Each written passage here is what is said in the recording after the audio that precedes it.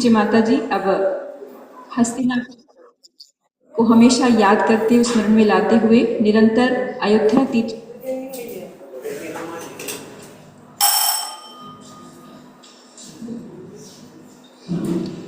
मंदिरों के दर्शन के लिए प्रस्थान करती हैं। प्रतिदिन की भांति पूज्य माता जी अयोध्या तीर्थ क्षेत्र पर, जहाँ पर माता जी विराजमान हैं, वहाँ पर मंदिरों के दर्शन के लिए जा रही हैं। और जो भी यात्री आए हैं, आप लोग माता जी के दर्शन कर चुके हैं, अच्छी प्रकार से कर लीजिए। आप लोग बाहर जाके मंदिरों के दर्शन भी कर सकते हैं, और अगर यहाँ बैठना है तो आप बैठ भी सकते हैं, आपकी इच्छा के ऊपर है। तो आगे आज का विषय हम प्रारंभ करेंगे।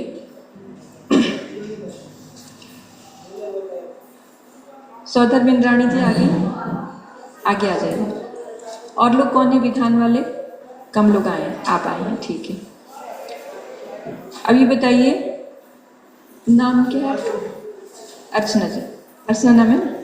अर्चना जी, ये बताइए आप कि अपने 2 दिन जो भी थोड़ा बहुत स्वाध्याय किया था, उसमें लोक को कितने भागों में बांटा गया है? लोक को तीन भागों में बांटा गया है। क्या क्या नाम है उनके?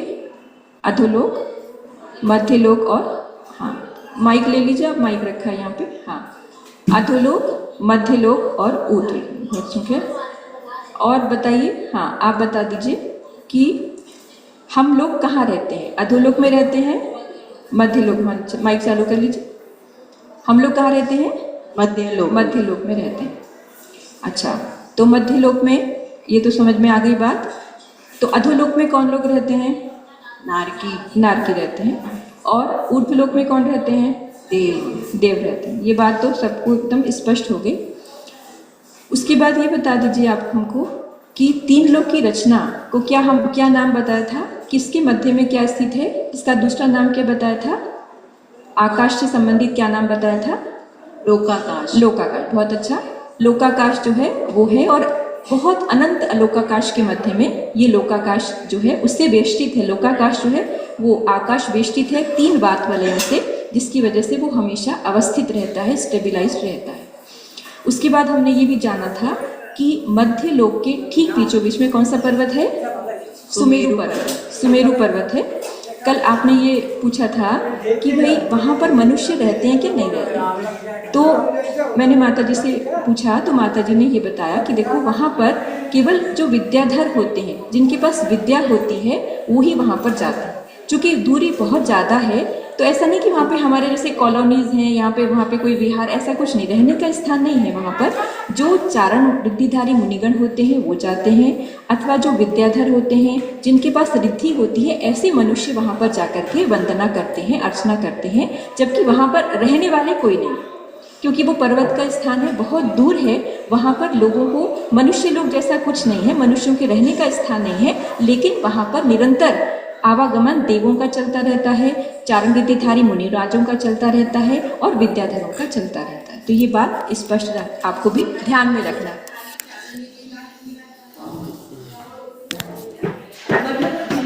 जिनको कि वहां जाने की सक्षमता है, क्योंकि इतनी ज्यादा दूरी है कि साधारण कदमों से चलकर वहां नहीं जा सकता। कोई भी जना पैदल चल के जाना चाहे, चढ़ना चाहे, तो अब ये समझो आप कि वो कितनी हमसे कितना दूर है। हमसे जो है वो 20 करोड़ मील की दूरी पर है। जहाँ से हम हैं वहाँ से 20 करोड़ मील की दूरी पर है, और ऊंचाई उसकी है 40 करोड़ मील। तो ये जाना मतलब मनुष्य के लिए संभव नहीं। जिनके पास कोई रिद्धि है वो ही वहाँ पहुँच सकता है, और वहाँ के मंदिरों के दर्शन करके, भक्ति पूजा करके वहाँ पर अपना महापुण्य का समार्जन कर सकता है। तो हमको ये सोचना है कि माता जी ने ऐसा विधान लिख के दे दिया कि हम जहाँ बैठे परोक्ष में उनकी वंदना करें। और ये बात बिल्कुल निश्चित है कि परोक्ष में वंदना करने से भी हमको महान पुण्य का संचय होता है। तो इसलिए जो है उस पुण्य को हमेशा यहाँ बैठ करके भी हम ले सकते हैं। तो आपको आज जो बात 2-3 बातें और नहीं समझनी है, उसके लिए आप चित्र लगा दीजिए एक बार। नंदीश्वर द्वीप की आप अवस्थिति समझ लीजिए, क्योंकि नंदीश्वर पर्व चल रहा है। तो आप ये देखिए, आपके स्क्रीन पर एक चित्र आ रहा है, उसमें आपको ये पता है कि नंदीश्वर द्वीप कौन सा द्वीप है? 8वां द्वीप। पहला द्वीप है जम्बूद्वीप, दूसरा द्वीप है धाकीखंड द्वीप, तीसरा है पुष्कर द्वीप, उसका भी आधा भाग हो गया है, और उसके बाद है 8वां द्वीप। ऐसे आगे बढ़ते जाएंगे। 5वां विषय पर द्वीप है, उसके बाद ऐसे आगे बढ़ते जाएंगे तो 8वां द्वीप जो है वो नंदीश्वर द्वीप है। उस 8वें द्वीप में नंदीश्वर द्वीप के अंदर, हाँ ये देखिए रचना आपको दिख रही है, बीच में लिखा है 7 द्वीप और 7 समुद्र, वो छोड़ दिया गया। तो 7 द्वीप और 7 समुद्र समझिए इसके बीच में है। अब हम 8वें गोले पर पहुंचे, 8वें सर्किल पर पहुंचे, ये नंदीश्वर द्वीप की रचना है। तो प्रत्येक दिशा के अंदर 13 जिन मंदिर है, ठीक है, प्रत्येक दिशा में 13 जिन मंदिर है। पूर्व में 13 है, दक्षिण में 13 है, पश्चिम में 13 है, उत्तर में 13 है। तो ये 13 की गिनती हमको ध्यान में रखना है कि प्रत्येक दिशा के अंदर जो 13 जिन मंदिर है उनकी कैसे स्थिति है वो समझना है। कि इसमें आपको जो बीच में नीले रंग का है, ये काले रंग का नील वर्ण का, तो नहीं एक दिशा में एक हुआ, उसका नाम है अंजनगिरी। सेंटर का छोड़ दीजिए आप। अब जो आपको हर दिशा में देखिए, एक दिशा के अंदर 13 मंदिर की गिनती आपको करनी है, तो बीच में एक अंजनगिरी है जो नीले रंग का होता है, ठीक है। उस अंजनगिरी के चारों दिशाओं में 4 बावड़ियां होती हैं, पॉन्ड्स होते हैं, मतलब सरोवर रहते हैं। तो उन सरोवरों के ठीक बीचों बीच में पर्वत रहता है, उसका नाम होता है दधिमुख। दधिमुख पर्वत कैसा, दधि कैसी होती है, सफेद रंग की। तो हमेशा याद रहेगा कि सफेद रंग के पर्वत चारों दिशाओं में 4 बावड़ियों के अंदर रहते हैं। अंजनगिरी नीले रंग का है, माता ने लिखा नील वर्ण का है, काले वर्ण नहीं लिखा, नील वर्ण लिखा है। और उसके बाद उस चारों दिशा एक अंजनगिरी, एक अंजनगिरी की बात चल रही, एक रहता है वो सिंगल पर्वत। और इसके बाद दधिमुख जो रहते हैं वो 4 रहते हैं। एक दिशा की बात, अभी हमको 13 की गिनती पूरी करनी है। एक दिशा में 13 कैसे हैं, उसके बाद 13 × 4 करेंगे तो 52 हो जाएंगे। तो इसलिए एक दिशा के अंदर बीच में अंजनगिरी हुआ, वो नीले रंग का हुआ। उसके चारों दिशाओं में 4 सरोवर हुए, जिसमें प्रत्येक सरोवर के मध्य में क्या है, एक दधिमुख पर्वत है, सफेद रंग का पर्वत है। तो ये 4 पर्वत हो गए ऐसे। तो 1 और 4 कितने हो गए, 5। और कितने बचे, 8 पर्वत और बचे, जो तब की 13 की गिनती पूरी होगी। तो अब ये जो सरोवर हैं, उनकी जो बाहर का कोना है, आप देख रहे हैं ना, बाहर के कोने पे 2 लाल पर्वत दिखाई पड़ रहे हैं, लाल रंग के 2 पर्वत हैं, उनका नाम है रतिकर। तो रतिकर माता जी ने रंग जो है, वैसे तो रति से लगता है कि लाल रंग के होंगे, लेकिन माता जी ने लिखा स्वर्ण के जैसा उनका कलर होता है। जैसे भगवंतों का कलर है ना स्वर्ण, सोने के समान कलर के जो है गिरे होते हैं। तो एक अंजनगिरी हुआ, बीच में उसके 4 कोनों में 4 दधिमुख पर्वत हुए सफेद रंग के, और उनके बाहर के कोनों में 2-2 रतिकर पर्वत होने से ऐसे एक दिशा के अंदर 8 रतिकर पर्वत हो जाते हैं। एक अंजनगिरी, 4 दधिमुख और 8 रतिकर पर्वत, ऐसे 13 पर्वत जो है एक दिशा में होने से ये 13 को 4 से मल्टीप्लाई करेंगे, गुणा करेंगे तो 52 जिन मंदिर कंप्लीट हो जाते हैं। तो ऐसे 52 जिन मंदिरों की पूजा करने के लिए देवता हमेशा अष्टामी का पर्व जो साल में 3 बार आता है वहां पर जाते हैं। क्रम से 6-6 घंटे चारों निकाय के देव पूजा करते हैं। वो आगे बढ़ते जाते हैं, वो दूसरे वहां पर आ जाते हैं, वो आगे बढ़ते हैं, दूसरे वहां पर आ जाते हैं। तो ऐसे प्रकार क्रम से 24 घंटे निरंतर पूजा करते हैं, 8 दिनों तक पूजा करते हैं और महान पुण्य का संचय करते हैं। माता जी, इस सुमेरु पर्वत के ऊपर का व्यास कितना है? माइक में बोलिए मामा, नहीं, सुमेरु पर्वत के ऊपर चूलिका है जो 40 योजन की बताइए। 40 मतलब नीचे से लेकर 1 लाख योजन है जो उसकी ऊंचाई है, ऊपर 40 योजन की चूलिका है। अब उसका जो डायमीटर है वो चारों तरफ का व्यास कितना होगा? खाली चूलिका कह रहे हैं ना, सबसे ऊपर का। हाँ, तो वहाँ पे निवास कौन से प्राणी का है? परमानेंट पर्वत पे निवास परमानेंट निवास किसी का है नहीं। यही बात है कि वहाँ पर स्थायी रूप से कोई रहते नहीं, वहाँ पर जाते हैं, दर्शन करते हैं और सब। वहाँ पर पांडुशिला पर अभिषेक भी होता है, लेकिन स्थायी रूप से किसी का निवास, ना देवता वहाँ रहते हैं ना कोई मनुष्य रहते हैं। जाते हैं आते हैं, जाते हैं आते हैं, मंदिरों में अपना दर्शन पूजा वंदन करते हैं। ये बात तो हमको ये इसमें समझ में आना था कि इस प्रकार से हर अष्टानी का पर्व में ये होता है। तो हम यहाँ पर हमेशा अष्टानी का पर्व में, आपको तो समझ में है ना कि सब लोग पूजा करते हैं, 28 की पूजा करते हैं। और उसके बाद घरों में भी मेरे को ध्यान में है कि त्याग भी किया जाता है, बाहर के खाने का त्याग कर देते हैं, रात्रि भोजन का भी कुछ लोग त्याग करते हैं, कहते हैं कि हम बाहर का कुछ भी नहीं खाएंगे, घर का बना हुआ खाएंगे। ऐसे नियम चलते पहले समय से चले आए। अष्टानी का तीनों पर्व, अष्टानी का पर्व को मनाने की हमारे यहाँ बहुत सुंदर परंपरा है।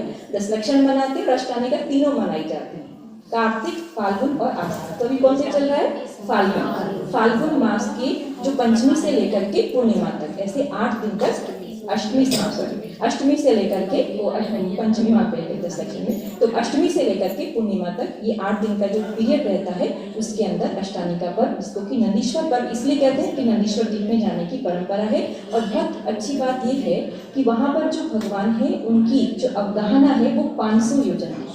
कितने विशाल 500 धनुष की अवगाहना है। 500 धनुष का मतलब ये हुआ जो कि भगवान ऋषभ देव भगवान की जो अवगाहना थी उसके बराबर वो भगवान की वहाँ पर प्रतिमाएं हैं, और वो सब जो है पद्मासन प्रतिमाएं रहती हैं। और ये लिखा है जिसे पूजा में पढ़ते हैं, उन प्रतिमाओं की दर्शन मात्र से सम्यक दर्शन की प्राप्ति हो जाती है। इतनी महान वो प्रतिमाएं हैं, रत्नों की बनी हुई हैं कि उनको देखने मात्र से हमारा सम्यक दर्शन प्राप्त हो जाए। तो वो देव जो जाते होंगे पूजा करते होंगे तो कितने महान पुण्य का सम्यक दर्शन का संचय कर लेते हैं। तो जो वो हम नहीं कर सकते तो हम यहाँ पर उस भावनाओं को भाते हैं कि हमको भी ऐसे सम्यक दर्शन की प्राप्ति हो। सम्यक दर्शन अगर प्राप्त हुआ है तो वो निर्मल होता चला जाए। तो ये बात हुई नंदीश्वर पर की। आपको मुझे लगता है ये बात स्पष्ट हो गई होगी। अब दूसरे चित्र कल पूछा था उन्होंने कि जो है 5 मेरु की अवस्थिति कैसे है। तो बहन जी एक चित्र और है, आप जो आज का चित्र उसमें से दिखाइए। आज एक चित्र दिया था जिसमें 5 मेरु दिखाई पड़ रहे हैं। ये नहीं, इसके एक और है, एक इसके बाद नहीं। हाँ ये देखिए, इसको थोड़ा बड़ा करके दिखाइए। तो आप इसमें देखेंगे 5 मेरु कहाँ पर है ये समझना था कि 5 मेरु की अवस्थिति कहाँ। देखिए अब ये जो है आपको बीच में जो नीला गोला दिख रहा है, हाँ दिखा ना, बस इतना रहने दीजिए। देखिए इसमें जो है बीच में नीला गोला जो बीच वाला है वो लवण समुद्र है, उसके अंदर में जम्बूद्वीप है। ठीक है, तो पहला वाला गोला है वो किसका है, लवण समुद्र का, उसके बीच में है जम्बूद्वीप, उसके बाद जो है थाकी खंड द्वीप है और उसके चारों तरफ कालोदधी समुद्र है। तो जो दूसरा नीला गोला है वो कालोदधी समुद्र का है। उसके बाद पूरा का पूरा जो है आपको दिख रहा है वो है पुष्कर द्वीप, उसके बीच में गोल पर्वत आपको दिख रहा होगा। तो ये गोल जो है वो मानुषोत्तर पर्वत है। तो इस प्रकार से पुष्करार्थ की रचना, इसमें पूरा पुष्कर द्वीप दिखा दिया, तो इस वजह से ये 2.5 द्वीप की रचना है। ये आप देख लीजिए। तो इसमें क्या है, सबसे बीच में सुमेरु पर्वत है। ठीक है, उसके बाद जो धारती खंड के 2 हिस्से हो गए, पूर्व धारती खंड और पश्चिम धारती खंड, उनमें एक मेरु है। कौन सा, विजय मेरु और अचल मेरु। विजय मेरु, सुदर्शन, विजय और अचल। तो पूर्व धारती खंड में दूसरा, हाँ इस पे इधर की तरफ देखेंगे, पूर्व वाले के अंदर वो विजय मेरु है और पश्चिम के अंदर अचल मेरु है। उसके बाद है बाहर के जो 2 मेरु आपको दिखाई पड़ रहे हैं वो पुष्करार्थ द्वीप के अंदर है, मतलब मानुषोत्तर पर्वत के अंदर है। तो वहां पर वो जो है उसका नाम है कौन सा, मंदर और विद्युन्माली। तो ये जो है 2.5 द्वीप के अंदर ऐसे ये 5 मेरु हो जाते हैं। और जो 8वां द्वीप है वो इसके बहुत बाहर जाकर है। तो ये स्पष्टता आपको मुझे लगता है हो गई होगी। तो ये 5 मेरु आपने कल पूछा था कि 5 मेरु कहाँ पर है। तो ये 5 मेरु बीच में सुदर्शन मेरु है, सुमेरु है जो कि जम्बूद्वीप के अंदर है। और धारती खंड में 2 हिस्से हो गए, पूर्व और पश्चिम। तो पूर्व के अंदर विजय मेरु और पश्चिम के अंदर अचल मेरु। और पुष्कर द्वीप जो आधा पुष्करार्थ है उसके अंदर, पूर्व के अंदर कौन सा हुआ, मंदर और विद्युन्माली। तो ऐसे 5 मेरु जो है वो यहाँ पर हो जाते हैं। इसमें आपको थोड़ा समझ में आ रहा है ना, चित्र से समझ में आ रहा है। नीले रंग के जो गोले हैं वो लवण समुद्र का और कालोदधी समुद्र का गोला है। और ये 5 मेरु की अवस्थिति आपने यहाँ पर जानी। एक विषय अब और ले लेते हैं। माता जी 2.5 द्वीप से और 8वां द्वीप नंदीश्वर द्वीप, तो उसके बीच की जो द्वीप है वहाँ पे कोई नहीं, जिनाले है ना, उसमें जिनाले, उसमें सब उन्होंने वर्णन दिया है कि जो है 2.5 द्वीप तक जो है, मैं बता रही हूँ आपको 2.5 द्वीप तक कितने, जैसे 458 गिनती तो नहीं कराई, लेकिन मैं आपको मोटा मोटी ऐसे बता देती हूँ। देखो जो 2.5 द्वीप है उसके अंदर है 398, कितने, 398। उसके बाद जब हम बाहर जाते हैं तो 52 मिलते हैं नंदीश्वर द्वीप, 8वीं द्वीप में। उसके बाद बीच के द्वीपों में कोई चीज नहीं है। हाँ, उसके बाद 8वीं द्वीप में जाकर के नंदीश्वर द्वीप में 52 जिनाले हैं। उसके बाद 4 जो है वो रुचकवर द्वीप में है, वहां पर मतलब कुंडलवर द्वीप में, कुंडलवर द्वीप जो उसके अंदर पर्वत है वहां पर है। और 4 उच्चगिरी के अंदर है। तो ऐसे 8 हो गए। दोनों 8 के बाद है, 8 के बाद है, ये सब उसके बाद में 8वें के बाद। और 8 बीच में कुछ नहीं जी, 2.5 से ढाई दीप से और नहीं, उसके बीच में नहीं, उसके बीच में नहीं है। तो ये हो गए 398, तो उसके अंदर हो गए। उसके बाद 60 और बचते हैं मंदिर, तो वो 60 अगर मिलाएंगे तो 458 ऐसे हो जाते हैं। तो 60 आप आराम से याद कर सकते हैं। 52 तो नंदीश्वर द्वीप में हो गए, 8वें द्वीप में। उसके बाद 4 रुचक गिरी के और कुंडल वर्ग, ऐसे 4 द्वीप के। वो आपका जब पूजा आएगी ना तो आपको इसमें स्पष्ट हो जाएगा कि रुचक गिरी जो है, रुचक वर्ग द्वीप है, उसके अंदर वो पर्वत गोला उसमें पड़ा, तो वहां पर 4 मंदिर 4 दिशाओं में हो जाते हैं। तो इस प्रकार से ये इसमें ये डायग्राम वो दूसरा दिखा देंगे आपको, 13 द्वीप का अलग से दिखा देंगे, लेकिन उसमें 8 इस प्रकार से 398 की एक संख्या हुई, प्लस 52 प्लस 4 प्लस 4। तो आप 60 अगर इसमें जोड़ेंगे 398 में तो कितने होंगे, 458 जिनालय ये हो जाते हैं। तो ढाई द्वीप के अंदर 358 की गिनती वो हमको आवश्यक है करना, तो वो कराऊंगी। एक इम्पोर्टेंट बात आपको ये बताना, तो आप लगा दीजिए जिसमें गोला बना ना वो चित्र लगा दीजिए। हाँ, इसको बड़ा करके लगा दीजिए। देखो इसमें जो है एक अच्छी महत्वपूर्ण बात आपको ध्यान में है। देखिए इसमें क्या है कि देखिए सबसे पहले बीच में सुमेरु पर्वत दिखे। आप सबसे पहले सबसे छोटा गोला देखिए बीच का, तो वो जम्बूद्वीप का गोला है। उसके बाद लवण समुद्र है। तो अब यहाँ पे ना गिनती कराई है ये बताने के लिए कि जो हमारा जो ढाई द्वीप है उसका जो व्यास है, डायमीटर है, वो 45 लाख योजन। 45 लाख योजन कैसे बनता है, और ठीक 45 लाख योजन की सिद्धशिला है। ये बात ध्यान में रखना। जो महत्वपूर्ण तथ्य है वो ये है कि जो ढाई द्वीप है उसका जो व्यास है, उसकी जो दूरी है, डायमीटर है, वो 45 लाख योजन है, और उसी 45 लाख योजन के पैरेलल ऊंचाई में नहीं, उतने ही बराबर ऊपर सिद्धशिला है। इस वजह से इसका देखो लॉजिक ये है कि ढाई द्वीप से हर स्थान से सिद्ध हुए, अनादिकाल हो गया, तो उस हर स्थान से सिद्ध हुए हैं। तो जहां सिद्ध होते हैं वहां ठीक ऊपर जाकर के सिद्धशिला पे विराजमान हो जाते हैं। तो 2.5 लाख जो ढाई द्वीप है वो 45 लाख योजन का है, और इसी प्रकार सिद्धशिला भी 45 लाख योजन की है।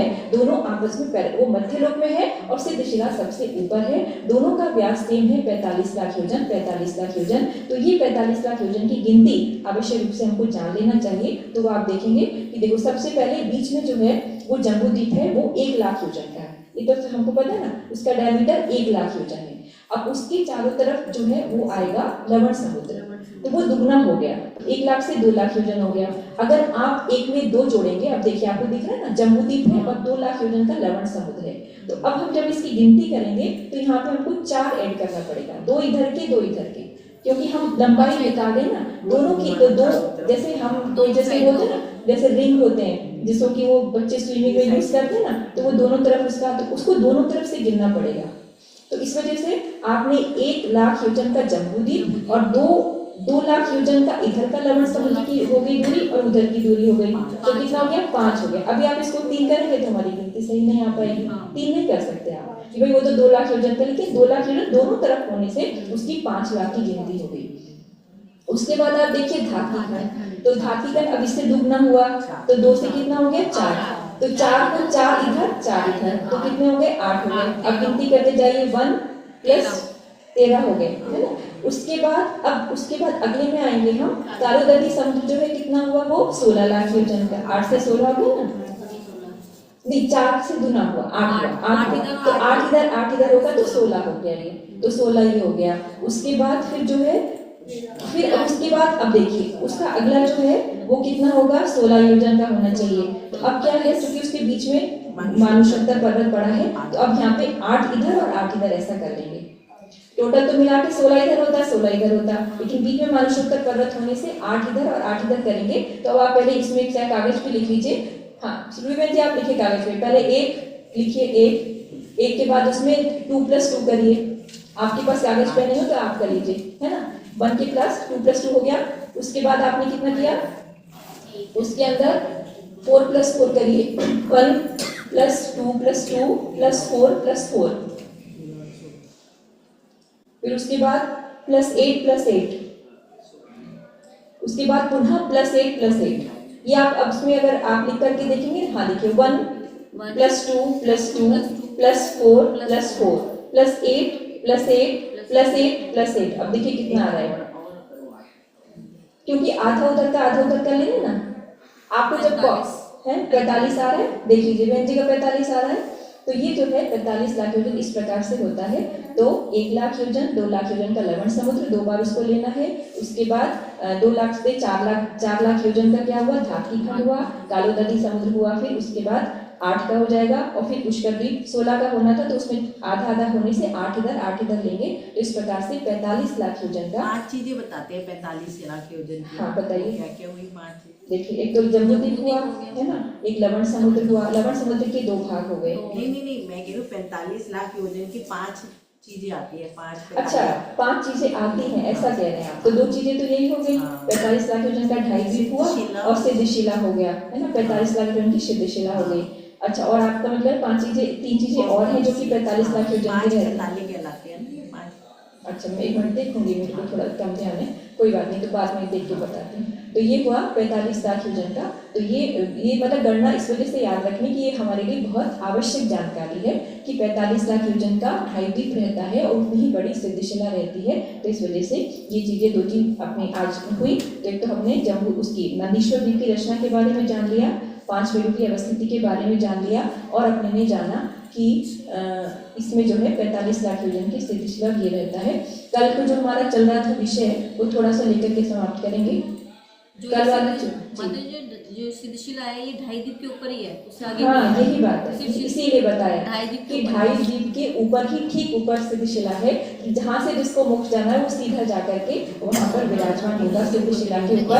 क्योंकि देखो, इसमें ये ध्यान रखना है कि हमेशा इशू सीधी गति होती है, जो जीव मुक्त होता है वो सीधी गति में जाता है, और बिल्कुल 5 जो वावल्स हैं उनके उच्चारण काल में वो वहां सिद्धशिला पे पहुंच जाते हैं। अगर उनको मोड़ा लेना होगा तो बनेगी नहीं ना, बात ही नहीं बनेगी। तो जो मुक्त जीव होता है उसकी हमेशा ऊर्ध्वगमन होता है और सीधी गति होती है। तो जहां पे मुक्त हुआ वो सीधा वहां जाकर ठीक वहां पर, तो जैसे समय शिखर जाते हैं तो वहां ठीक ऊपर, उसके ऊपर सिद्धशिला पर वो सब भगवान विराजमान है। जो भी भगवान वहां से मोक्ष गए हैं वो ठीक उसके ऊपर विराजमान है। पावापुरी से भगवान महावीर मोक्ष गए हैं तो पावापुरी के ठीक ऊपर विराजमान है। जो जहां से सिद्ध हुए हैं वो ठीक उसके ऊपर जाकर विराजमान है। और अगर जब बहुत दूरी होती है तो हम नीचे से देखते हैं तो ऐसे अलग अलग दिखाई नहीं पड़ता। कोई भी चीज आप मुझे मतलब जैसे मान लीजिए कोई हवाई जहाज उड़ रहा है और आप देखें तो बहुत दूरी से वो इतना क्लियर नहीं, हमको लगता है हमारे ऊपर ही है। तो अगर हम ऊपर ध्यान करके सिद्धशिला का भगवंत को नमन करते हैं तो हमको बहुत पुण्य लगता है, बहुत पुण्य का संचय होता है।